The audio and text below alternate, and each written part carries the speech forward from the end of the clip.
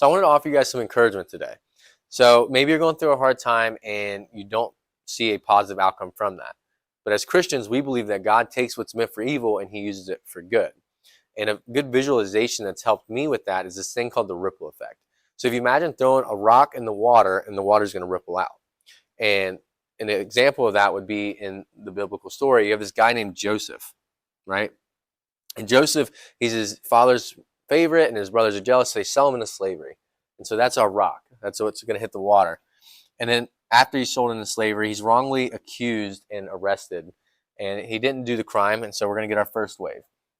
After that, he's going to work his way up. He's going to become second in command in Egypt. And his brothers are going to come during this famine, and they don't recognize Joseph, and they need some food.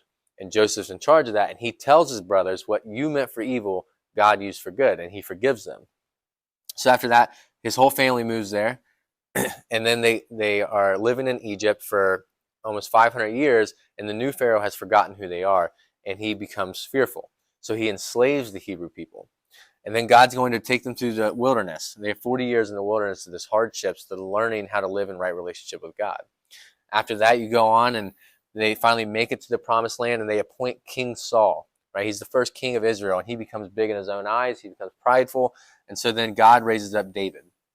Now, through David, God makes the promise that the Messiah will come from his lineage.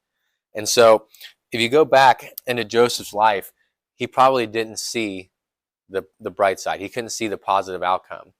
But through this ripple effect, we get the Messiah. And so just as God did it in Joseph's life, as he did it in David's life, as he done it in everybody's life, he does it in your life as well.